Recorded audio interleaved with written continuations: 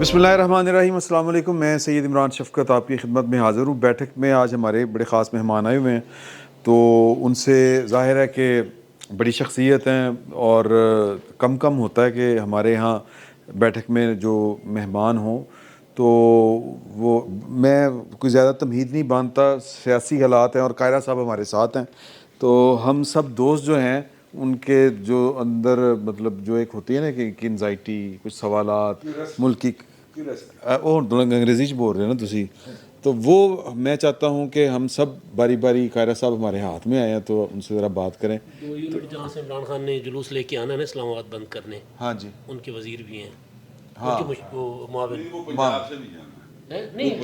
وہ یونٹ جو ان کے پاس ہے نا, ہاں وہ 2 یونٹ. تو سر میرا خیال بسم اللہ آپ کر لیں. عنایت نوازش. بہت اعزاز کی بات ہے. قمر زمان قاہرہ لمحہ موجود میں پاکستان کی سیاست کی ونڈیکیشن ہے.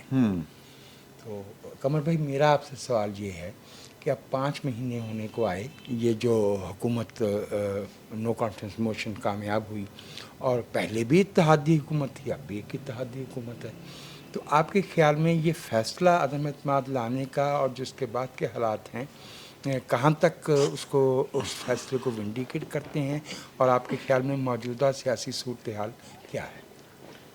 بہت شکریہ جی. ایک تو میں آپ سب دوستوں کا کہ آپ نے مجھے آج بیٹھک میں یہ اعزاز بخشا کہ میں آپ کے پاس یہاں بیٹھ کے بہت شکریہ. آپ کے جو سوال ہیں ان کے جواب دینے کی کوشش کروں. یقیناً اتنے بڑے کمال کے ذہنوں اور کمال کے لوگوں کے سامنے بیٹھ کے سوال کے جواب دینا یوں ہی ہے جیسے اب کبھی کالج اسکول میں امتحان دینے جایا کرتے تھے تو خوف زدہ ہوا کرتے تھے. لیکن گزارش یہ ہے جی کہ آج اگر کھڑے ہو کے ہم پچھلے 5 مہینے کا انالیسس کرتے ہیں تو بظاہر تجزیہ یہی ہے کہ خان صاحب 5 مہینے پہلے عوام کی نظر میں کیونکہ مہنگائی بڑھ رہی تھی, ان کے تمام جو ٹارگیٹس تھے اس سے یو ٹرن لے چکے تھے, وہ فیلیئرز کی ایک بڑی داستان بنے ہوئے تھے. اور اب جو نئی گورنمنٹ آ گئی, جو حالات آئے وہ اس گورنمنٹ کے حصے آ گئے, اور آتے ہی ہمیں جو اقدامات اٹھانے پڑے اس کی وجہ سے لوگوں کی زندگی میں اور بہت زیادہ مشکلات بڑھ گئیں. پہلے ہی ہم مشکلات کے شاکی تھے کہ مشکلات بہت بڑی ہیں, ہمارے آنے کے بعد اور بڑھ گئی. تو یقیناً اس سے خان صاحب کی پاپولیرٹی میں اس سے اضافہ کم ہوا. لوگوں کو پتہ ہے اس بات کا کہ کیوں ایسا ہوا, اسی لیے لوگوں کا ریئیکشن کو بہت زیادہ نہیں ہے. غصہ لوگوں میں ہے, تکلیف لوگوں میں ہے. جب پیٹ میں آگ لگتی ہے تو نیچرلی غصہ ہوتا ہے. عام آدمی کے پیٹ میں آگ لگ گئی ہمارے آنے کی بعد مہنگائی کی وجہ سے. لیکن خان صاحب کا جانا اس لیے ضروری تھا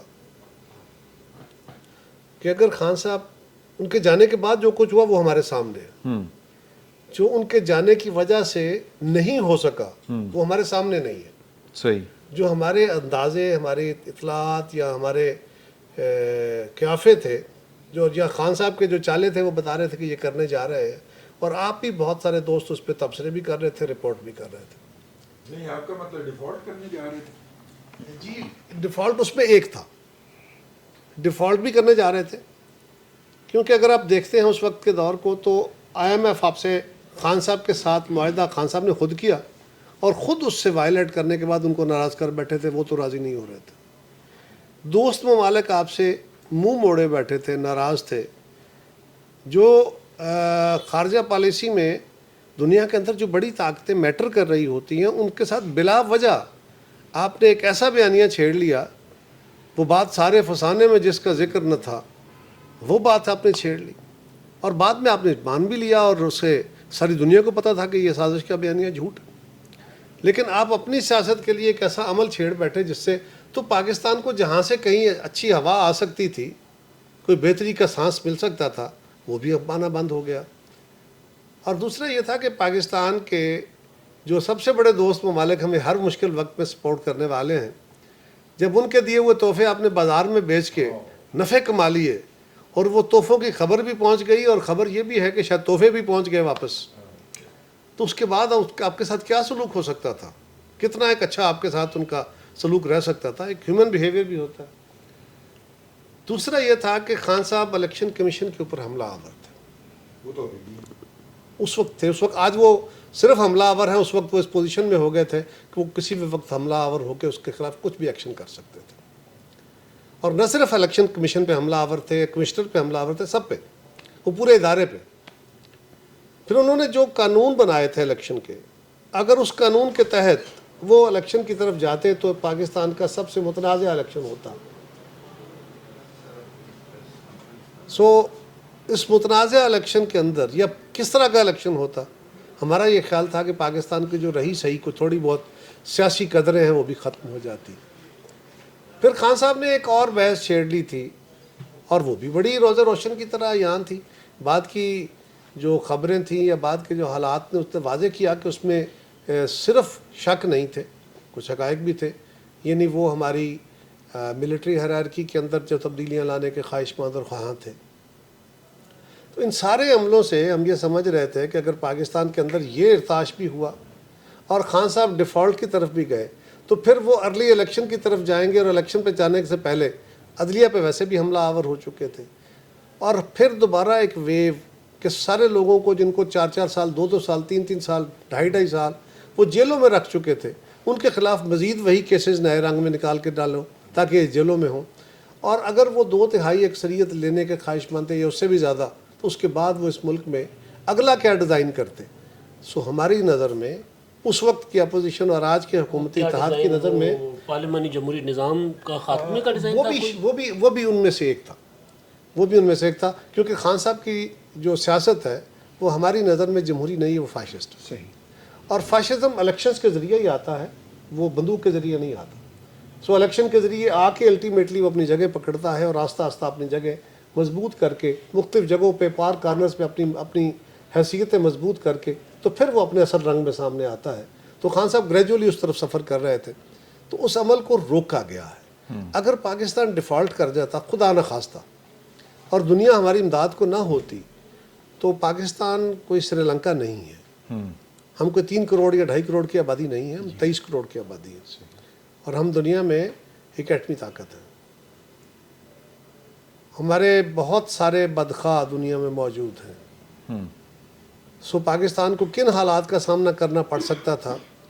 IMF نے وہ معاہدہ جو عمران خان صاحب کے دور میں ہوا اور خود ان کے دور میں اس کی وائلیشن ہوئی, اس معاہدے کی تجدید یا اس کا اجرا کرانے کے لیے ہمیں کون سے ناک کی لکیریں نہیں نکالنی پڑی, تب جا کے وہ 1 ارب اور 17 کروڑ ڈالر یا 18 کروڑ ڈالر کا وہ انسٹالمنٹ ہمیں ملی. اس کے بعد کیونکہ اس کے ساتھ کچھ اور چیزیں بھی لنکڈ ہیں, لیکن یہ بھی ضروری تھا کہ ہم اگر یہ فیصلے آتے ہی ہمیں یہ فیصلے کرنے پڑے, اور ہم سیاسی لوگ ہیں, ہمیں پتہ ہے کہ ہمارا کون سا فیصلہ عوام کو ناراض کرے گا اور کون سا فیصلہ عوام کو خوش کرے گا. جو نبض آپ لوگوں کی پڑھ سکتے ہیں, ہم بھی یہی کام کرتے ہیں. جی, ہمارا تو آپ سے بھی پہلے یہ کام ہے. جی, ہماری تو نہیں, یہ کام آپ ہی کا, آپ بھی ہیں, آپ بھی لوگوں کی نبض دیکھتے ہیں, آپ اس کو رپورٹ کرتے ہیں, لیکن ہمارا تو بیسیکلی کام ہی ہے. اور ہمیں پتہ تھا کہ وہ فیصلے جو عمران خان صاحب نے نہیں کیے یا جن کو اعتراض کرتے رہے, جن کو اوائڈ کرتے رہے, کہ وہ ان کی پاپولیرٹی جو پہلے ہی بہت تیزی سے گر رہی تھی, وہ پاپولیرٹی کے گراف کو بالکل خراب کر دے گی. وہ فیصلے نہ کیے. ہمیں اس بات کا ادراک تھا کہ وہ فیصلے کرنے سے ہماری پاپولیرٹی بھی گرے گی, خان صاحب کو ری گین ہوگا.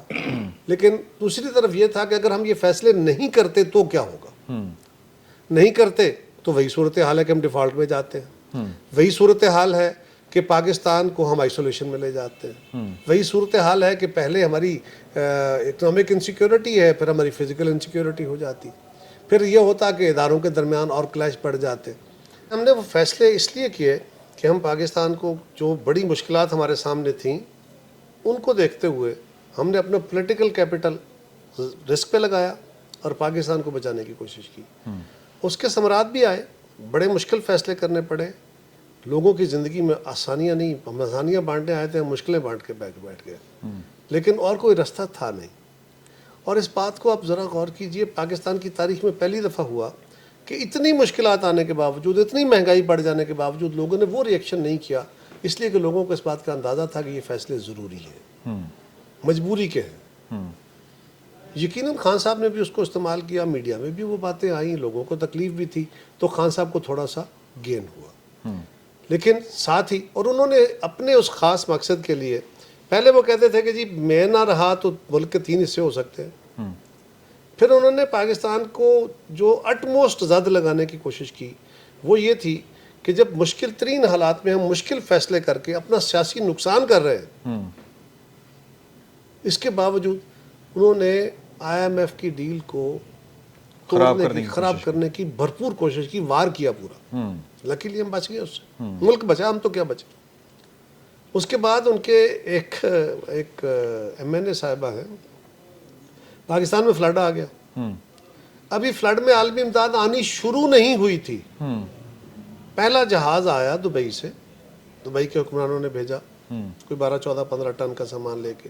تو انہوں نے کہا پاکستان میں جو امداد آ رہی ہے اس کی تقسیم کا عمل شفاف نہیں ہے، اس پہ بہت سارے سوال ہیں، لہذا پاکستان کو امداد نہ دی جائے. سو انہوں نے اپنے تئیں کئی ساری کوششیں کی، اور پھر انہوں نے خان صاحب نے یہ دیکھے بغیر کہ پاکستان میں کتنا بڑا طوفان آیا ہوا ہے، انہوں نے جلسوں کا ایک عمل شروع کر دیا کہ حکومت کے اوپر دباؤ بڑھاؤں گا، یہ کروں گا. بسم اللہ کریں جی، آپ کا شوق ہے. لیکن اس میں ان کو ابھی اسی طرح کوئی آپ بھی کہہ رہے ہیں اور آج مریم نواز صاحبہ نے بھی کہا کہ لاڈلے ہیں ابھی بھی.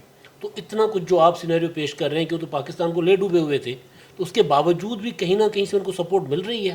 دیکھیے بات سپورٹ کی نہیں ہے، سپورٹ تو عوام سے ہی چاہیے ہوتی ہے.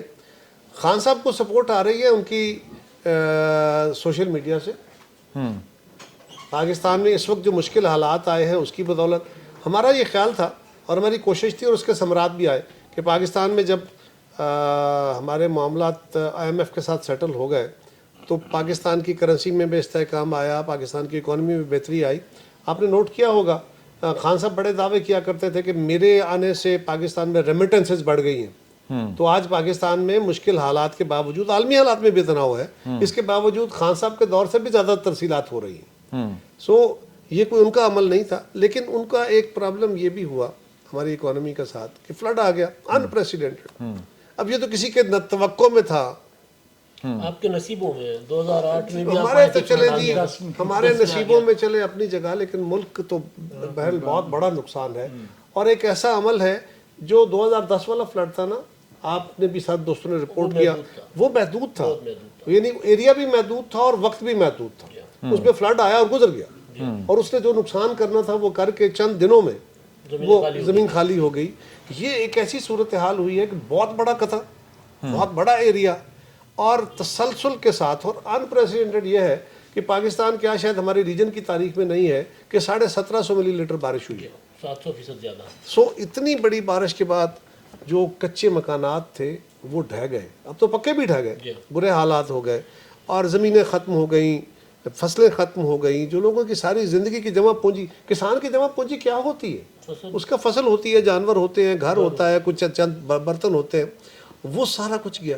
وہ تو بالکل سارا کچھ ہے. اور ابھی عمل یہ ہے کہ وہ ختم نہیں ہو رہا. ان علاقوں تک ہماری ساری رسائی کوشش کے باوجود ابھی بھی لوگوں کی زندگی میں یعنی سب کچھ ہو رہا ہے. ہمارے اوپر ایک یلغار آ گئی کہ جی دیکھیں حکومت سوئی ہوئی ہے. یہ سوشل میڈیا پہ ایک ڈیبیٹ چلی اور اس ڈیبیٹ کو فارمل میڈیا میں بھی لے لیا گیا کہ جی حکومت پتہ نہیں کہاں ہے، فوج تو کام کر رہی ہے، نیوی تو کام کر رہی ہے، حکومت پتہ نہیں کہاں ہے. تو میں نے پوچھا بھائی حکومت کیا ہوتی ہے؟ یہ ادارے کیا حکومت نہیں ہوتے؟ وفاقی حکومت کیا ہوتی ہے؟ کیا ریلوے کے ملازمین سے کام لے گی؟ کیا ڈاک خانے کے ملازمین سے کام لے گی؟ فوج ان کے ملازم ایمرجنسی میں ٹرینڈ وہ ہیں، اکوپڈ وہ ہیں، انہی نے کام کرنا ہے. دوسرا یہ ہے کہ سب سے بڑا پرابلم، یہ بھی ایک اور اینگل ہے جو اس مزری میں سب سے خطرناک بات ہے، وہ یہ ہے کہ جن علاقوں کے اندر فلڈ آیا کہ وہ پانی ٹھہر گیا، ضلعوں کے ضلع مٹ گئے، ان کے مکانات گئے، ان کے سڑکیں گئی، ان کے فصلیں گئی، ان کے مال مویشی گئے، اور خاندانوں کو نکال. اور یہ سیلاب ہے کہ ابھی پھیلتا جا رہا ہے، ابھی اور ایریا اس میں آ رہے ہیں، پیچھے سے پانی چلتا جا رہا ہے.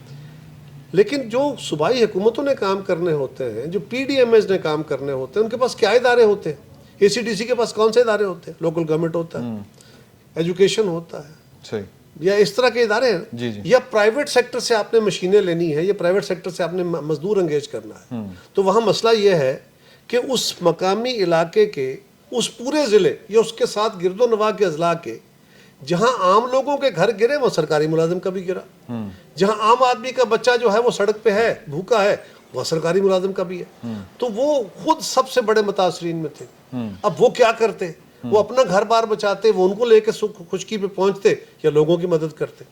تو نیچرل وہ ایک عجب کلیمٹی ہے نا کہ اگر کسی علاقے میں فرض کرے 2 4 10 دیہات میں فلڈ آ گیا, پرابلم آ گیا, میرے علاقے میں گجرات میں فلڈ آ جاتا ہے, اللہ نہ کرے کوئی, یا طوفان آ جاتا ہے, کچھ ہوتا ہے, تو لاہور سے آپ لوگ چلے جائیں گے. اور اگر لاہور بھی ڈوبا ہو اور آپ کے گرد و نواح بھی سارا ڈوبا اور گجرات بھی ہو اور گجرانوالہ بھی اور سارے, تو آپ اپنی مدد کریں گے یا میری کریں گے؟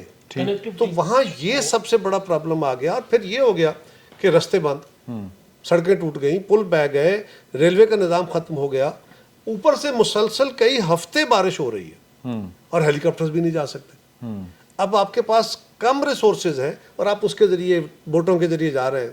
اب جتنی بوٹس تھیں نیوی کے پاس یا آرمی کے پاس, اب یہ بھی ایک پرابلم ہوتا ہے کہ جو بڑی بوٹس ہوتی ہیں وہ ہر جگہ جا نہیں سکتی. تو جتنا ممکن تھا پرائیویٹ سیکٹر کے وہ لوگوں نے بھی بہت کام کیا. اور پھر یہ ہے کہ جتنی وسائل ممکن تھے وہ وسائل بھی وہاں فراہم کیے گئے. اس کو میں تفصیل میں نہیں جاتا کہ لوگوں کو کیش بھی دیا جا رہا ہے, صوبائی حکومتوں کو بھی پیسے دیے گئے, این ڈی ایم اے بھی پوری طرح موبلائزڈ ہے. لیکن پھر ایک آ گیا کہ دیکھیں جی ابھی بھی جی حکومتیں وہاں لوگوں تک پہنچ نہیں رہی, ٹرانسپیرنسی نہیں ہے. اچھا کیا ٹرانسپیرنسی نہیں ہے؟ پنجاب کے 4 اضلاع میں یہاں کی صوبائی حکومت جو ہے وہ مدد دے رہی ہے. خیبر پختونخوا کے اضلاع میں وہاں کی صوبائی حکومت مدد دے رہی ہے.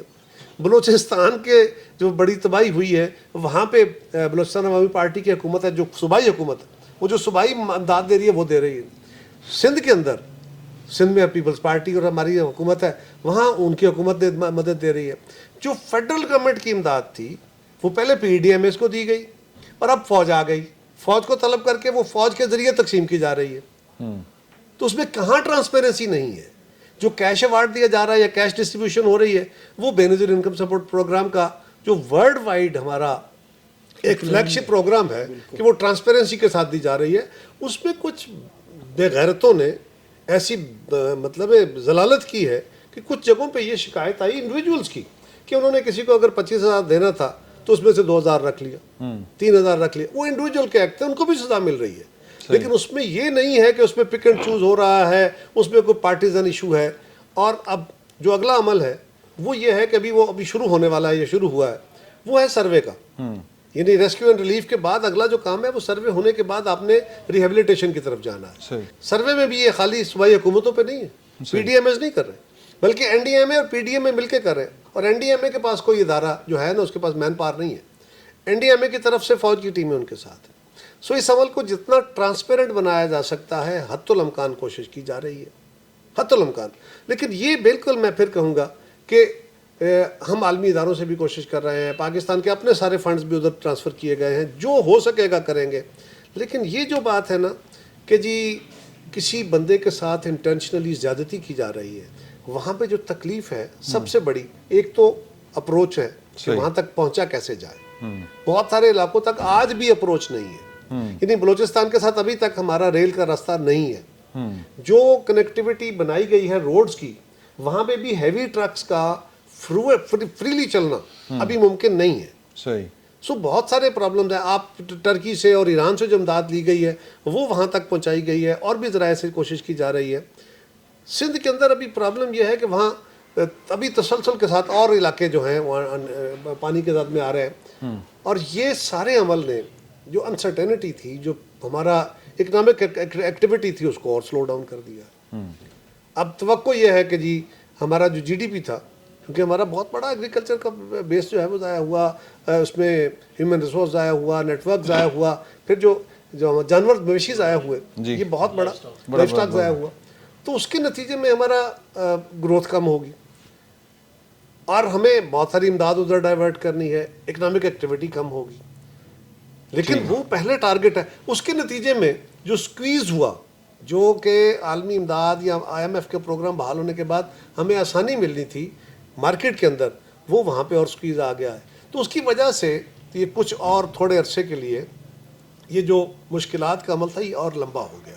تو اس سے خان صاحب کو ایک یہ ضرور کہہ لیجئے کہ ایڈوانٹیج آیا ہے, لیکن خان صاحب بھی اپنے 4.25 سال میں اور ابھی ان 5 مہینوں میں سوائے گالیاں دینے کے, سوائے برا بھلا کہنے کے, سوائے تان و تشنیع کے, سوائے سازشوں کے, کوئی وے فارورڈ نہیں دے سکے کہ وہ کون سا اکنامک ایجنڈا لے کے آئیں گے, وہ ایگریکلچر کو بہتر کرنے کے لیے کیا کریں گے, وہ پاکستان کی فیڈریشن کو ٹھیک کرنے کے لیے کیا کریں گے, وہ ہمارا ایڈمنسٹریٹو سٹرکچر یا عام آدمی کو انصاف کی فراہمی کے لیے کس طرح کی قانون سازی, کوئی ان کا ایجنڈا نہیں ہے, صرف کرٹیسزم ہے.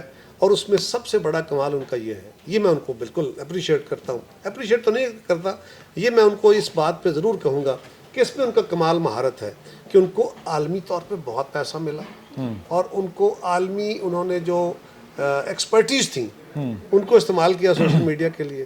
انہوں نے پاکستان کے اندر بہت بڑی انویسٹمنٹس کی ہیں اس پہ, اور انہوں نے بڑی محنت بھی کی ہے اس پہ کہ اپنے پرسیپشن کے لیے اور میڈیا کو ابیوز کرنے کے لیے سوشل میڈیا کو انہوں نے بھرپور استعمال کیا ہے, جس سے ان کا ایک نیریٹو کھڑا ہوا. اور انفارچونیٹلی اب ہمارا فارمل میڈیا بھی کافی حد تک سوشل میڈیا کے انفلوئنس میں ہے. اچھا سر یہ فرمائیے گا, دیکھیں کہہ رہے سر آپ نے جو اینڈ پہ بات کی ہے, ایک تو جو ٹولز عمران خان استعمال کر رہے ہیں اپنی پاپولیرٹی کو بڑھانے کے لیے, برقرار رکھنے کے لیے, اور آپ لوگوں کے خلاف, وہ ٹولز تو ہر بندے کے لیے ہیں نا, آپ بھی کر سکتے ہیں, آپ اس کا استعمال نہیں کرتے. ایک بات یہ ایک ضمنی بات ہے, لیکن اصل سوال وہی ہے, ایکسٹینشن لب رہی باجا صاحب نے. دیکھیے پہلی بات تو یہ ہے کہ ہمارے پاس اتنے ریسورسز نہیں ہیں جتنے خان صاحب کے پاس. بالکل درست بات ہے. گورنمنٹ آف پاکستان کے پاس نہیں, گورنمنٹ آف پاکستان کا یہ کام نہیں, یہ پارٹی کی بات ہے. ٹھیک ہے. اور خان صاحب کو ہڈن سورسز بھی ہیں بہت سارے جو ڈکلیئرڈ نہیں ہیں. لیکن گورنمنٹ کا کام تو پکڑنا ہے. ابھی تو آپ نے نہیں, ہم نے کچھ چیزیں پکڑی جاتی ہیں, کچھ نہیں پکڑی جاتی. سوال یہ ہے کہ ابھی تک تو آپ انڈکلیئرڈ اکاؤنٹس ڈھونڈتے رہے نا, ابھی بہت سارے انڈکلیئرڈ سورسز بھی ہیں. سو جن کے ذریعے سے ان کمپنیز کو جو ان کی میڈیا مینجمنٹ کرتی ہیں ان کو فنڈنگ کی گئی ہے, یہ کی جاتی ہے, ٹھیک ہے, اس کے اپنے ذرائع وہ شاید پکڑی بھی نہ جائیں. بٹ سوال یہ ہے کہ وہ تو نفرت بیچ رہے ہیں, وہ تو ہمیں گالیاں دے رہے ہیں, اس کے جواب میں کیا ہم گالیاں دینا شروع کریں؟ اس کے جواب میں ہم کیا اسٹیٹ فنڈ لگا کے جھوٹ کی ایک عمارت کھڑی کریں؟ نہیں, سچ تو بتا سکتے ہیں. ہم سچ تو بتا رہے ہیں. کون سا دن ہے جس دن ہم میڈیا پہ آ کے ایکچوئل حقائق قوم کے سامنے نہیں رکھ رہے؟ وہ فلڈ ہے, وہ اکانومی ہے, وہ مشکل صورتحال ہے, وہ بڑھتی ہوئی مہنگا, کس ایشو کے اوپر ہم نے آج تک روز کھڑے ہو کے وہ باتیں نہیں کی؟ ہاں, جب آپ نے تنقید کرنی ہو خالی, اور تنقید بھی وہ جس میں گالیاں ڈالنی ہو اور صرف برا بھلا کہنا ہو, کوئی وے فارورڈ نہ دینا ہو. ہم جب اپوزیشن میں بھی تھے اور ہم تنقید کرتے تھے تو ہمیں پتہ ہوتا تھا کہ ہم پہ اگلا سوال آپ کا یہ ہوگا کہ اچھا آپ ہوتے تو کیا کرتے, یا آپ کے پاس کیا وے فارورڈ ہے. لیکن یہ صاحب تو کوئی وے فارورڈ دیتے نہیں ہیں. سو یہ جو سوشل میڈیا کا ابیوز ہے, یہ یوز نہیں ہے, ابیوز ہے, یہ سوسائٹی کو کسی بہتری کی طرف نہیں لے جا رہا. خان صاحب کو یہ گمان ہے کہ ان کی بہتری ہو رہی ہے, یہ ٹیمپریری فیز ہوتے ہیں. خان صاحب بڑی پاپولیرٹی کے ساتھ اٹھے تھے اور ان کی پاپولیرٹی فیڈ اوے ہو گئی تھی.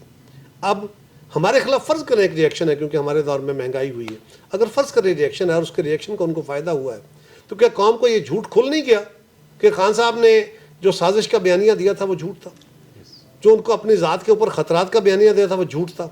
کیا یہ بات بھید کھل نہیں گیا کہ انہوں نے پاکستان کی اکانومی کو برباد کرنے کے لیے کوشش کی ہے؟ کیا یہ بھید کھل نہیں گیا کہ خان صاحب کل جو کہہ رہے تھے وہ فوج کے خلاف باتیں کر رہے تھے, وہ فوج کے آصف زرداری اور میاں نواز شریف کو کہہ رہے تھے کہ جناب یہ بڑے غلط لوگ ہیں, ان کے ذریعے اگر اپوائنٹمنٹ ہوئی تو بڑا غلط بندہ آ جائے گا. وہ سیدھی اٹیک پہ آ گئے تھے. کل وہ اٹیک کر رہے تھے, آج وہ کہہ رہے ہیں ایکسٹینشن دے دیں. کل وہ کہہ رہے تھے جلدی انتخاب حل ہے, آج وہ کہہ رہے ہیں آرمی چیف کو ایکسٹینشن کب دی جاتی ہے؟ جب ان کی مدت پوری ہو جائے گی. وہ مدت پوری ہونے کے بعد ایکسٹینشن ہونے کا مطلب یہ ہے کہ الیکشن اگلے سال میں کرا لو. تو خان صاحب کا وہ بیانیہ کدھر گیا کہ فوری الیکشن ہو؟ تو ان کا سارا تضادات کا مجموعہ بیانات ہے.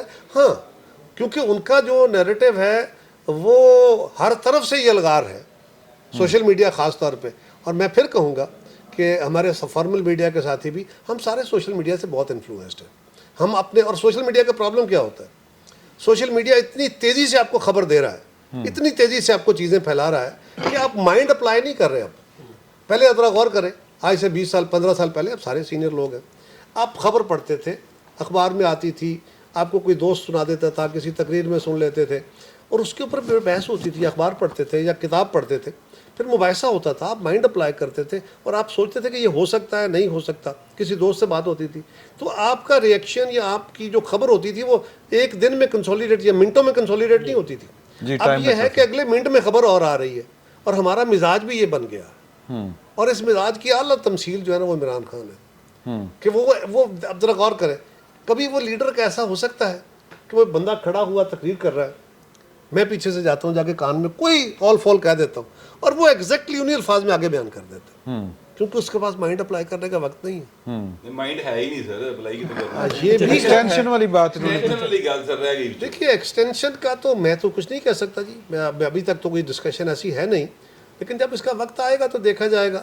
ویسے آرمی چیف نے اپنے طور پہ جو ڈی جی ISPR نے ان کی طرف سے بیان دیا تھا وہ تو اس پہ اپنا ویو دے چکے ہیں، لیکن میری جماعت کی طرف سے یا ہماری حکومت کی طرف سے ابھی اس پہ ڈسکشن نہیں ہوئی، لہٰذا میری اس پہ کوئی رائے بنتی نہیں ہے. خیر صاحب دو چیزیں چل رہی ہیں، عمران خان صاحب ارلی الیکشن مانگ رہے ہیں، مولانا فضل الرحمان صاحب کہہ رہے ہیں کہ نہیں ہم تو حالات ایسے ہیں کہ ہم تو پارلیمنٹ کو ایکسٹینشن دے سکتے ہیں. وہ ایکسٹینشن ہو سکتی ہے تو یہ کیوں نہیں ہو سکتی؟ اب ارلی الیکشن ہوں گے، وقت پر انتخابات ہوں گے، یا پھر پارلیمنٹ کو ایکسٹینشن دیں گے؟ دیکھیے اب تو خان صاحب بھی ارلی الیکشن نہیں مانگ رہے، شفاف مانگ رہے ہیں. نہیں سر، نہیں وہ شفاف الیکشن کس سے مانگ رہے ہیں؟ ٹیکنیکلی تو کس سے مانگتے ہیں شفاف؟ یہ تو آپ ٹیکنیکلی بات کر رہے ہیں نا، لیکن وہ ویسے تو مطالبہ ان کا یہی ہے کہ بالکل نہیں ہے. الیکشن جلدی کروائیں، فوری الیکشن. دیکھیں نا ان کا کمال کیا ہے، وہ گالی دے دیتے ہیں، وہ شرلی چھوڑ دیتے ہیں، اس کے اوپر ریئیکشن دیکھتے ہیں، اگلے دن نہیں نہیں میرا مطلب تو یہ تھا ہی نہیں. بھائی کہا کلیئرٹی میں اپنے واضح لفظوں میں ایک بات کہی ہوئی ہے، اگلے دن ان کے سارے جو ہماری ڈرم بیٹرز ہیں وہ اٹھ کے کھڑے ہوئے نہیں نہیں نہیں وہ خان صاحب نے اس طرح کہا تھا، ان کا مطلب یہ نہیں تھا. فواد چودھری کیا ایکسٹینشن کی بات کی ہے انہوں نے؟ دیکھیے گزارش ہے کہ کچھ لوگ میجارٹی میں تو یہی کہہ رہا، اب تو خان صاحب نے خود بھی کہا نہیں نہیں نہیں میرا وہ بیان اس طرح نہیں تھا، اس طرح تھا. لیکن یہ ان کا ایک ٹیکنیک ہے. آپ کیونکہ میڈیا کے لوگ ہیں، مجھ سے بہت بہتر جانتے ہیں، اساتذہ ہیں، کہ بھائی یہ میڈیا کی بڑی خاص ٹیکنیک ہے. آپ نے جو برا بھلا کہنا کہہ دو، اس کے بعد میں نے کسی کو گالیاں دینی تھی، 2-4 بھر کے مجمع میں گالیاں دی، اس کے بعد جا کے پاؤں پکڑ چھوڑو یار مجھ سے غلطی ہو گئی یار، میرا مطلب یہ نہیں تھا یار، میں غلط سمجھ گیا یار، چلو. اس کے بعد آپ دوستوں نے صلح کرا دی، لوگوں نے بھی کہا چلو چھوڑو یار. تو جو میرا ڈیمیج میں نے کرنا تھا وہ تو کر دیا. خان صاحب کا بھی ایک اور بات، وہ اگلے دن پھر وہی گالی اسی بلند آہنگی کے ساتھ دیں گے اور کنٹینیولی. ٹائم میں دیکھیں گے، آپ ان کی میجورٹی ٹائم میں دیکھیں گے کہ بہت سارے ایشوز پہ کچھ چیزیں وہ ہیں، آصف زرداری صاحب کو گالی دیں گے، میاں نواز شریف کو گالی دیں گے، چند اپنے مخالفین کو، وہ الیکشن کمیشن کو گالیاں دیں گے، لیکن فوج کے بارے میں، عدلیہ کے بارے میں، عالمی طاقتوں کے بارے میں، بہت ساری چیزوں کے بارے میں وہ بیان بدلتے رہتے ہیں. جہاں سے ذرا آگے سے چلو ڈنڈا ہی کہہ لیں، لیکن ان کے پاس جو پلان نہیں ہے، آپ کہہ رہے تھے کہ ان کے پاس سیاسی وہ پلان نہیں ہے کہ وہ کیا کریں گے، آ کے انہوں نے کچھ بتانا نہیں ہے، اس وجہ سے آپ کو لگتا ہے کہ شاید انہیں سیاسی پذیرائی نہ ملے. تو ان کا 3.5 سال کا وقت گزرنے کے بعد ثابت ہو گیا کہ جو انہوں نے 1 کروڑ نوکریاں، 50 لاکھ گھر، جو سب کچھ کیا تھا وہ نہیں کیا. تو اس کے باوجود بھی اگر انہیں ضمنی انتخابات میں پذیرائی مل رہی ہے، ووٹ مل رہے ہیں، تو آپ کو کیوں لگتا ہے کہ اس وجہ سے نہیں ملیں گے؟ اور جو پلان نہیں ہے تو آپ نے بھی جب عدم اعتماد پیش کی اور حکومت بنائی ہے تو آپ لوگوں نے بھی کوئی پلان نہیں دیا تھا کہ ہم معیشت کی بحالی کے لیے کیا کام کریں گے، اس میں اس کے لیے زراعت کے لیے کیا کریں گے، انڈسٹری کے لیے کیا کریں گے، کوئی پلان آپ کے پاس بھی نہیں تھا. تو اسی طرح سے اگر پولیٹیکل پارٹیز چل رہی ہیں تو آپ کو نہیں لگتا کہ آپ کے پاس کوئی اچھی پوزیشن نہیں ہوگی اگلے الیکشن میں؟ کہ پہلی گزارش تو یہ ہے کہ خان صاحب جن الیکشنز کے اندر ان کی اپنی حکومت تھی اور بائی الیکشن ہوئے تھے وہ 90% ہار گئے تھے. اس کے بعد ایک خاص وقت آیا، یہ جو الیکشن آیا اس میں ریجیکشن آیا لوگوں کا. وہ عالمی بیانیہ انہوں نے بنایا کہ عالمی سازش ہو گئی میرے خلاف، اور وہ اسلام کا نام بھی انہوں نے استعمال کیا اور ایک نفرت کھڑی کی لوگوں کے اندر اور ہیجان پیدا کیا. یہ ایک ٹیکنیک ہے، اگر آپ ہیجان پیدا کرنے میں کامیاب ہو جاتے ہیں تو ایک ہیجان تو قوموں میں انقلاب لے آتا ہے اور دوسرا ہیجان قوموں میں ڈس انٹیگریشن کی طرف، لوگوں میں انتشار پھیلا دیتا ہے.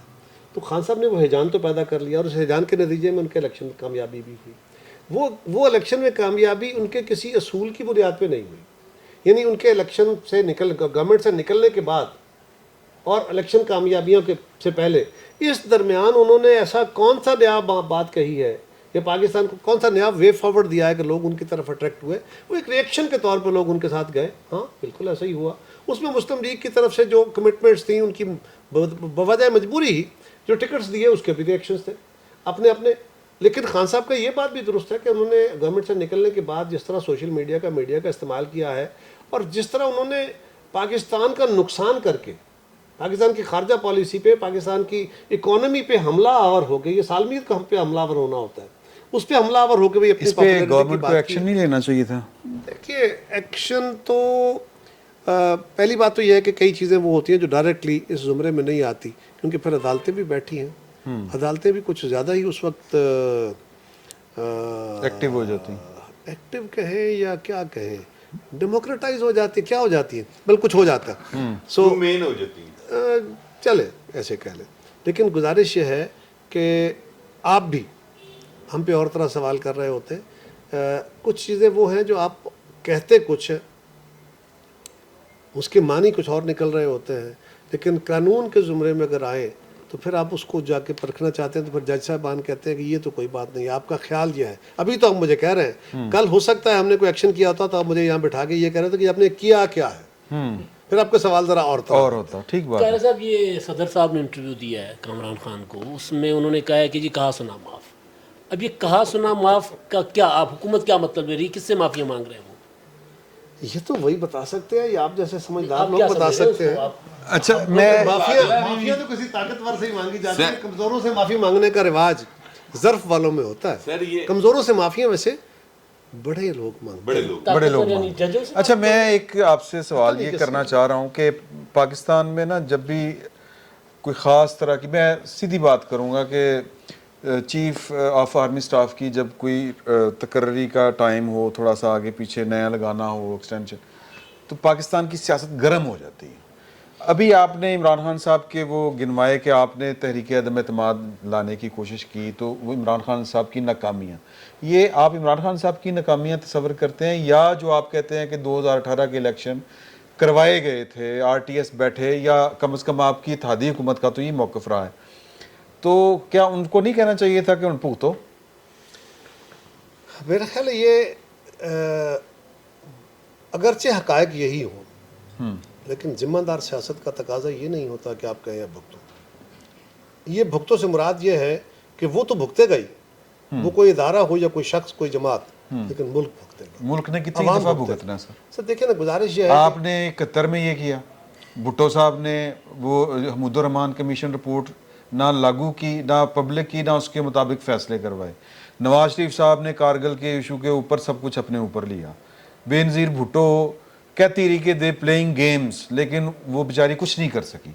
تو یہ مجبوریاں کب تک چلنی سیاستدانوں کی؟ گزارش یہ ہے کہ آپ جب حکومت میں بیٹھے ہوتے ہیں، میں بھی جب اپوزیشن میں تھا تو میرے بھی خیالات کچھ اسی طرح ہوتے ہیں، اور میں سمجھتا ہوں کہ فوراً ریئیکشن دے دینا چاہیے. لیکن آپ جب گورنمنٹ میں بیٹھ جاتے ہیں تو پھر آپ رسپانسبلٹی کا اظہار کرنا ہوتا ہے. آپ وے کرتے ہیں کہ میرے اس ایکشن سے یہ اس کا نقصان کیا ہوگا اور اس کا نفع کیا ہوگا.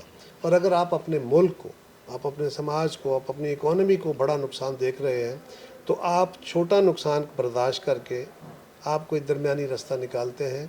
الٹیمیٹلی ہمارے ہاں وہ رستے بھی کامیاب نہیں ہوئے.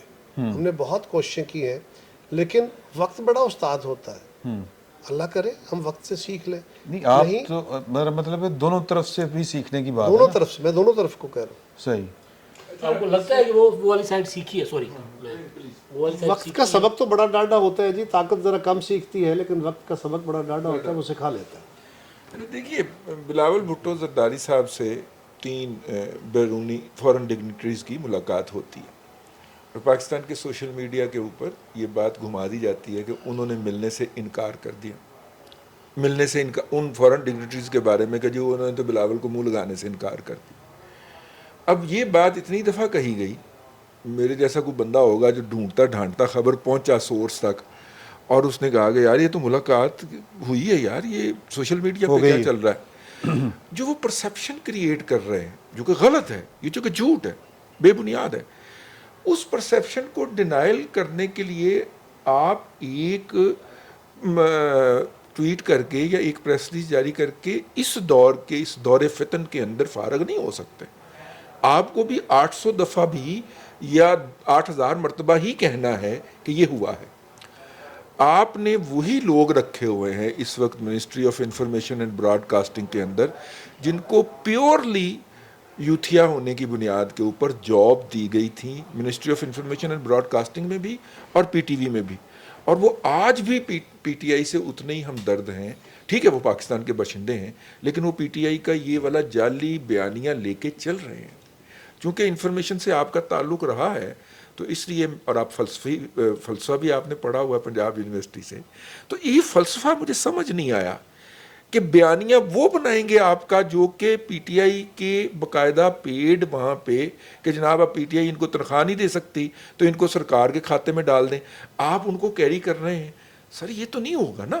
پھر بات وہی مانی جائے گی جو 800 دفعہ ٹویٹ ہوئی ہے، آپ کی ایک دفعہ کی ڈینائل نہیں مانی. یعنی 800 کے جھوٹ کے مقابلے میں 800 دفعہ سچ بولنا چاہیے، وہ یہ کہہ رہے ہیں. 1600 دفعہ پہلی جو حالات ہے 1600 دفعہ بولنا پڑے گا. ایسے ہی ہے، ایسے ہی ہے. پہلی گزارش تو یہ ہے کہ وہ لوگ جو مختلف اداروں میں مختلف حکومتوں نے رکھے گئے، اب ان کو آگے اگر آپ نکالتے ہیں تو وہ بھی ایک ظلم ہے. لوگوں کو بیکار کرنا پیپلز پارٹی کا تو کم از کم یہ شیوا بالکل نہیں ہے.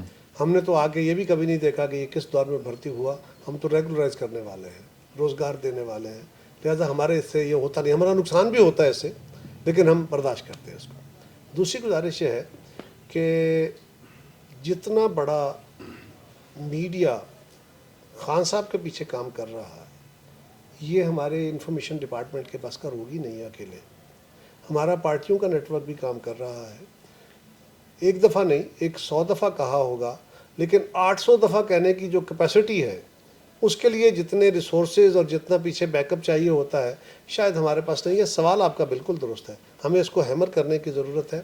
کچھ یہ بھی ہوتا ہے کہ کئی دفعہ سینسٹیوٹیز ہوتی ہیں خارجہ پالیسی کی، اور آپ اس کو بہت زیادہ ہیمر نہیں کرتے. خان صاحب کا تو یہ مزاج نہیں ہے. ان کو تو اس سے کوئی پرواہ نہیں ہے کہ اخلاقی دیوالیہ پن نکلتا ہے، مالی دیوالیہ پن ہوتا ہے، یا پاکستان کا خارجی جو محاذ ہے اس پہ بربادی ہوتی ہے. وہ کہتے ہیں میرا کام ٹھیک ہونا چاہیے. لیکن آپ کو ایک بہرحال رسپانسبل گورنمنٹ کے طور پہ کچھ چیزیں بیہیو کرنی ہے. یہ بات درست ہے کہ ہمیں اپنے اس سیکشن کو امپاور کرنے کی ضرورت ہے. لیکن یہ بھی دیکھیے نا، یہی میں پہلے گزارش کر رہا تھا کہ سوشل میڈیا کا عذاب یہ ہے کہ آپ کے پاس بڑا شارٹ ٹائم ہوتا ہے ریئیکشن کا. تھوڑے ٹائم میں کچھ چلتے چلے جاتے ہیں. یعنی واضح طور پہ ہو گیا، فوٹیج چل گئی، بتایا 100 دفعہ بتایا کہ بھائی ملاقاتیں ہوئی ہیں، لیکن کیونکہ اس کو اتنا میگنیفائی کر دیا گیا، آپ کا بھی سوال اسی پہ آ گیا. یعنی یہ ہے سوشل میڈیا کے اندر جھوٹ بولنے کی طاقت. اب اس جھوٹ بولنے کے جواب میں کیا کروں؟ اس کا ویسے کوئی علاج دنیا ساری کو نکالنا ہوگا. یہ صرف ہمارا مسئلہ پاکستان کا مسئلہ نہیں ہے، یہ ساری دنیا کے اندر ایک پرابلم ہے. امریکہ میں بھی اس میں پوری دنیا کی سوسائٹی جو ہے نا وہ فرجیلٹی کا شکار ہے. اس سے بہت بڑے چیلنجز آ رہے ہیں. جس طرح دنیا میں ایٹامک انرجی ایک بڑا عذاب ہے، جس طرح دنیا کے اندر بایو ٹیک اور انفارمیشن ٹیکنالوجی جو ہے ریولوشن جو ہے اے آئی کا، یہ بہت بڑا انوائرمنٹ کا ایک بہت بڑا عذاب ہے. اسی طرح یہ جو انفارمیشن فلو ہے، یہ جو انفارمیشن ٹیکنالوجی کی بدولت یا گیجٹری کی بدولت آیا ہوا ہے، اس کو ایک ورلڈ رسپانس کی ضرورت ہے. ورنہ دنیا کے اندر بیٹھی ہوئی چند بڑی بڑی کمپنیاں جو ڈیٹا کے اوپر یا اس چیزوں کے اوپر جن کی حاکمیت اور ہے، وہ دنیا کو اپنے جکڑ بند میں لے چکی ہیں. اگر امریکہ جیسے ملک کے اندر یہ الزام لگ سکتا ہے کہ امریکی صدر کے الیکشن میں ایک مخصوص سیکشن آف امریکن سوسائٹی کو سوشل میڈیا کے ذریعے انفلوئنس کر کے تو ایک بندے کو ووٹ دلوائے گئے ہیں، تو ہم کہاں کی کھیت کی ملک. ارے بھائی میں آپ سے ایک ذرا حساس سوال پوچھنا یہ اپنی طرف سے. عمران خان صاحب نے عدم اعتماد کے ذریعے آرٹیکل 95 کی عین پابندی کے مطابق جو ہے وہ وزارت عظمیٰ سے باہر گئے اور امریکی سازش کا نام لیا. اب خارجہ پالیسی کے کوشچنز آ گئے. دنیا بھر میں خارجہ پالیسی بنتی ہے اپنے داخلی اقتصادی تمدنی مفاد میں. کیا کبھی آپ فورسی کرتے ہیں کہ ہمارے ملک کی سیاسی قوتیں ہمارے ملک کے اندر اختیار اور وسائل کی تقسیم کا جو ترجیحات ہیں انہیں اس طرح سے ریوائز کر پائیں کہ ہماری جو خارجہ پالیسی ہے اس میں ہمارے ملک کی وقار اور ساکھ جو ہے وہ اسی طرح سے ہو جیسے ایک رسپانسبل اسٹیٹ کی ہوتی ہے؟ کیا کبھی ہم اپنی اقتصادی ترجیحات کو ریوائز کر پائیں گے؟ بجاج صاحب آپ کے سوال کو بڑا، آپ تو کیونکہ قادر الکلام ہے لہٰذا آپ کا سوال بھی ایسے ہی ہے. میرا اس کا جواب کچھ اس طرح بن سکتا ہے کہ پاکستان کا ایک بنیادی دو تین بنیادی سوال ہیں جو ہمارے حل طلب ایشوز ہیں، وہی ہماری بنیاد ہے پاکستان کے اس وقت جو ہماری الجھاویں ہیں اس کا. ایک ہمارا کہ گورننس کیسی ہونی چاہیے, کون کرے گا گورننس, کیا سول ملٹری ریلیشن شپ اسی طرح چلیں گے. دوسرا کہ پاکستان کو ہم نے ایک کیسی ریاست کے طور پہ چلانا ہے, کیا ہم نے ایک مذہبی ریاست کے طور پہ ایک مختلف بیانیوں کے تحت مختلف خوف زدہ ہو کے, مختلف مذہبی طبقہ فکر کے لوگوں کے بیانات سے خوف زدہ ہو کے ہم نے ڈر کے ایک ڈری ہوئی ریاست کے طور پہ چلنا ہے, یا ہم نے پاکستان کو ایک نیشنل اسٹیٹ کے طور پہ چلانا ہے. ہم تو ایک قومی ریاست ہے, اس کو ایک مذہبی اور اسلامی ریاست بنانا ہے تو بنائیے, لیکن یہ قضیے حل کیے بغیر معاملے کا مسئلے کا حل نہیں نکلنا. یہ بات آپ کی درست ہے, یہ ہمارے اندر ادراک بھی ہے, کوشش بھی ہے. آپ زیادہ مجھے اس بات پہ سارے دوست یہ اپریشیٹ کریں گے کہ پیپلز پارٹی نے اپنے دور میں جب بھی حکومت میں ہوتے ہیں تو ہماری کوشش یہ ہوتی ہے کہ ہم پولیٹیکل قوتوں کو اکٹھا کر کے اجتماعی فیصلہ سازی کریں. اجتماعی فیصلہ سازی کرنے کی بیسک وجہ کیا ہوتی ہے, کنسنسس بلڈنگ کیوں دنیا میں تو نہیں ہوتی اتنی زیادہ. 18ویں ترمیم اس کی مثال 18ویں ترمیم ہے, NFC ہے, ہمارے دور میں ہونے والی قانون سازی آج بھی. کیوں عمران خان ہمیں گالیاں دے رہے ہیں, ہم کہہ رہے ہیں نہیں یار آؤ بیٹھو. کیوں؟ اس لیے کہ پاکستان کے اندر اس وقت کثیر الجہت ایشوز ہیں. ہمارے مطلب قومیاتی ایشوز ہیں, قومی ایشوز ہیں, ہمارے علاقائی ایشوز ہیں, ہمارے مطلب ثقافتی ہیں, ادارہ جاتی ہیں, بے شمار طرح کے پرابلمز ہیں. ریئیکشنز آتے ہیں, پریشر گروپس آ جاتے ہیں, اکانومی کے اندر بڑے بڑے پریشر گروپس بیٹھے ہیں. تو آپ کو جو اونرشپ ہوتی ہے نا, اگر آپ اپنے فیصلوں کی اونرشپ وائڈر کر دیتے ہیں, اگر آپ قانون سازی کو زیادہ لوگوں کی اونرشپ دے دیتے ہیں, تو کل کوئی پارٹی, کوئی فریق, کوئی ادارہ اس سے بفر نہیں کر سکتا. آج فرض کریں 18ویں ترمیم سے سارے سگنیٹری ہیں, کسی کو پسند ہو نہ ہو کوئی نکل نہیں سکتا اس سے. ہمارے دور میں ہونے والی قانون سازی سے اگر کوئی متصادم کرنا چاہتا ہے بات, تو ہم کہتے ہیں یار کل تو تم نے سائن کیے تھے اس پہ. تو یہ ایک ایسا طریقہ ہوتا ہے کہ آپ وائڈر اونرشپ دے کے اس کے اوپر ہونے والا جو مفت میں الزام ہے, ہم اس سے بچت چاہتے ہیں. تو پیپلز پارٹی ہر دور میں کوشش کرتی رہی, COD اس کی بنیاد موجود ہے. آج بھی یہ جو موجودہ اتحاد بیٹھا ہوا ہے, اس اتحاد کو بھی اکٹھا کرنے میں ہم کامیاب ہوئے, اور ہماری آج بھی کوشش ہے. آپ غور کیجئے نا کہ پیپلز پارٹی نے مسلم لیگ کو اس بات پہ بھی کنونس کیا کہ آپ کاف لیگ کے ساتھ اپنے پرانے اختلافات بھولیے, آئیے اکٹھے ہوتے ہیں. ہم نے پھر کہا, عمران خان صاحب کو, شہباز شریف صاحب نے بھی کہا, بلاول صاحب نے بھی کہا, زرداری صاحب نے بھی کہا, آؤ یار بیٹھ کے بات کرتے ہیں. کیس ہمارے خلاف بنے ہوئے ہیں, عدالتوں میں چلتے ہیں, چلتے رہے, ہم بھگت لیں گے, لیکن آؤ پھر تم 3.5 سال جو کرنا تھا 4.25 سال کر گئے, لیکن آؤ آج پھر ایک ڈائلاگ کی ضرورت ہے. وہ صاحب ایسے ہیں کہ وہ اس سارے عمل میں اکٹھا ہونے کو تیار نہیں. اور آپ دوستوں کا بھی, مجھے میڈیا کے سارے دوستوں سے یہ گلا تو نہیں ہے, لیکن میری ایک اپنی آبزرویشن ہے جو میں بیان کر رہا ہوں, اس کو محسوس نہ کیجیے گا, ہو سکتا ہے میری غلطی ہو, لیکن آپ ایک جنرلی جب گفتگو کرتے ہیں, اور ہمارے اکثر دانشور بھی کرتے ہیں کہ جی اس وقت پاکستان بڑے مشکل حالات میں گھرا ہوا ہے, لہٰذا ساری قوتوں کو اکٹھا ہونا چاہیے, یہ سیاستدان غیر ذمہ داری کا مظاہرہ کر رہے ہیں. یہ جنرلی ایک کنڈیمنیشن ہے کہ آپ ٹوٹیلٹی میں کنڈیم کر دیتے ہیں. آپ یہ دیکھیے کہ وہ کون ہے جو اکٹھا نہیں ہو رہا. ہم تو کہہ رہے ہیں, ہم تو اکٹھے ہیں, اور جو نہیں ہے اس کو کہہ رہے ہیں آؤ. اور آپ یہ بھی کہہ رہے ہیں کہ بھائی تم جن شرائط پہ کہتے ہو آؤ, لیکن اگر وہ یہ شرط لگاتا ہے کہ جی پہلے یہ میری شرط مانو گے پھر میں دیکھوں گا, اور پھر بھی گالیاں دیتا ہے, اور پھر بھی وہ اکٹھا نہیں, تو پھر خدا رہا یہ یا آرگومنٹ بدلے, یا یہ کہیں کہ جو اکٹھا نہیں ہو رہا اس کے اوپر رسپانسبلٹی فکس کریں, کچھ تو کریں آپ بھی. قاہرہ صاحب, عمران خان نا لانگ مارچ کی تیاری کر رہے ہیں. فواد چودھری نے یا ان کی پارٹی نے اعلان واضح طور پر کہہ دیا ہوا ہے کہ جی ہم اب KPK سے بھی آئیں گے, کشمیر سے بھی, گلگت سے بھی, اور پنجاب سے بھی, تو اور آ کر اسلام آباد کو بند کر دیں گے, اور کوئی وہاں سے نکل کر نہیں دکھائے گا, کوئی جا کر نہیں دکھائے گا. خبریں یہ ہیں کہ آپ لوگوں نے کوئی ہوم ورک مکمل کر لیا ہوا ہے پرویز الہی صاحب کو گھر بھیجنے کا. کب تک پنجاب حکومت رہے گی, کیونکہ عمران خان تو اب ممکن ہے کہ اکتوبر تک اسلام آباد کی طرف چل پڑے. دیکھیے سمرو صاحب, ہمارے خیال میں جو جدید ریاست ہے اس میں اب جو ہوتے ہیں نا شہروں کے گرد محاصرے, اب محاصروں کا دور نہیں رہا. پرانی تاریخ ہے نا, پشاور سے آئے گی, وہ محاصروں کا دور نہیں رہا. پشاور باولپور چل اب احتجاج تو موجود ہے. پہلے بادشاہوں کے دور میں, شخصی حکومتوں کے دور میں محاصرے کیے جاتے تھے, اور محاصرے ظلم کی علامت ہوتے تھے. وہ تشدد اور جبر کی بنیاد پہ حکومتیں چھیننے کا عمل ہوتا تھا. آج ایک نیا اسلوب آ چکا ہے جس کو جمہوریت کہتے ہیں. उस असलूब के तहत चलना होगा। अगर कोई इस असलूब को छोड़ के वो आज भी मुहासरे की तरफ जाना चाहता है, आज भी तशद्दुद की तरफ जाना चाहता है, आज भी फाशिस्ट स्टेट बनाना चाहता है, तो फिर मुझे आप इस मुल्क के सारे लोगों को जिन पर इसकी समझ है उसके सामने खड़ा होना होगा, उसको अपना शौक़ पूरा करने दें। मैंने तो कल भी कहा, मैंने कहा खान साहब को मत कहें कि ना करें, उनको कहें आए बिस्मिल्लाह करें शौक़ पूरा अपना। वो तो इसमें, और हम जितना कोशिश कर सकेंगे हम लोगों को भी कन्विंस करेंगे, आपको भी कहेंगे।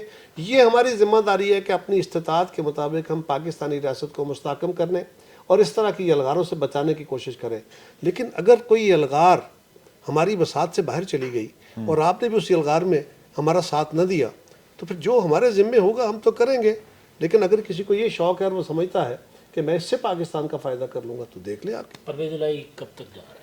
मेरे पास इसकी कोई ख़बर नहीं है। ये मैंने भी आप जैसे दोस्तों से सुनी है, मीडिया के ज़रिए सुनी है। मेरी तो किसी से ऑनेस्टली इस मौजू पे गुफ्तगू नहीं हुई। हाँ, वो मुस्लिम लीग के कुछ ज़िम्मेदार दोस्तों ने ये बात कही है तो कुछ होगा। तो मतलब इस सारी गुफ्तगू का मतलब यही निकलता खान साहब जो कर देने करन दे। देखिए मैं क्या कर सकता हूँ और मैं क्या कह सकता हूँ। मैं क्या खान साहब की ज़बान पकड़ सकता हूँ, उनके कदम रोक सकता हूँ? मैं तो कन्विंस कर सकता हूँ, मैं तो कोशिश कर सकता हूँ, मैं तो उनसे मकालमे क्या एक आगाज़ कर सकता हूँ, मैं तो अपनी तरफ वाले दोस्तों को समझा सकता हूँ, मैं तो कौम के सामने बातें कर सकता हूँ, आपसे एक अपील कर सकता हूँ। और मैं उन तमाम दोस्तों से भी कहता हूँ जो कहते हैं कि इकट्ठे बैठ के मामले का हल निकालना चाहिए।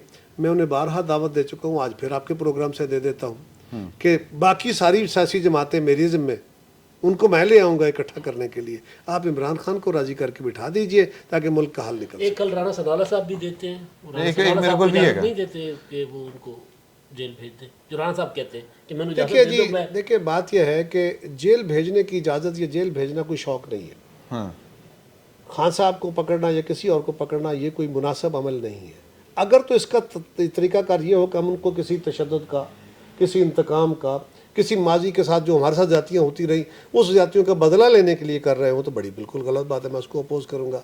लेकिन अगर वो कानून तोड़ रहे हैं, अगर वो आइन तोड़ रहे हैं, अगर वो पाकिस्तान की सालमियत पे जद लगा रहे हैं, तो फिर कानून को अपना रास्ता लेना होगा।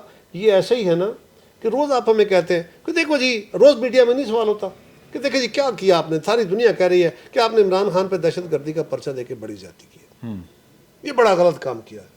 मैं रोज़ पूछता हूँ भाई, हमने तो चले पर्चा दे दिया, उसके बाद अदालत पड़ी थी ना, अदालत में जाके वो कहते भाई ये दफ़ा गलत लगी है। रोज़ होता है, दफ़ा चेंज हो जाती है। मुकदमा चल रहा है अदालत में। अच्छा चले, पहली बात तो हमने ठीक किया, हमारी तरफ से वो पर्चा गलत नहीं हुआ। दूसरी ये है कि उसके वो subject to review of the court है, कोई फाइनलिटी नहीं है। तीसरी गुजारिश ये है कि उसी जुमले में खान साहब ने 3 लोगों को धमकी दी जी, एक आईजी को, एक डीआईजी को और एक जज साहिबा को। आईजी डीआईजी बेचारे के पास ये इख्तियार नहीं है ना वो कंटेम्प्ट नोटिस दे सके, जी, तो उनकी तरफ से केस दर्ज हो गया, एफआईआर हो गई। और अदालत के पास कंटेम्प्ट नोटिस देने का इख्तियार था, उन्होंने कंटेम्प्ट नोटिस दे दिया। हमने तो चलो फर्ज करो आपका आर्गूमेंट है कि हमने ज्यादती की, तो जज साहबान ने क्या किया? हाँ, अदालत ने उस पर नोटिस लेके हमारे मौक़िफ़ की तायद की है तायद की, कि हाँ खान साहब के अमल काबिल गिरफ्त है, बिल्कुल ठीक। उनके अल्फाज काबिल गिरफ्त है, उनका लहजा काबिल गिरफ्त है, तो फिर भी ये एतराज़ है। तो हम तो फिर अपनी कोशिश ही कर सकते हैं, वो करेंगे। तो वैसे मेरे को लगा इलाज 1 घंटे ਦੇ ਵਿੱਚ इमरान खान साहब ठीक हो जाएंगे, अगला आर्मी चीफ ला दो। तो जी मेरा ख्याल है कि बड़ी सेर हासिल गुफ्तगू हुई और जो खुल के सवाल हुए और बिल्कुल नाम लेके सवाल हुए, वो जो नेशनल मीडिया के ऊपर हम बातें बड़ी सारी जो सेंसरशिप होती हैं वो नहीं किया करते, तो आज यहाँ पर खुल के हुई बातें। तो इंशाल्लाह इस तरह की मुलाकातें जारी रहेंगी। बत्ती गई हुई है हुकूमत है ना, नहीं बत्ती गई हुई है, वैसे तो एहतजाज कर रहे हैं। तो इंशाल्लाह अगली नशिस्त में आपके साथ फिर मुलाकात होती है। फिर वक्त इतना ही, बहुत बहुत शुक्रिया।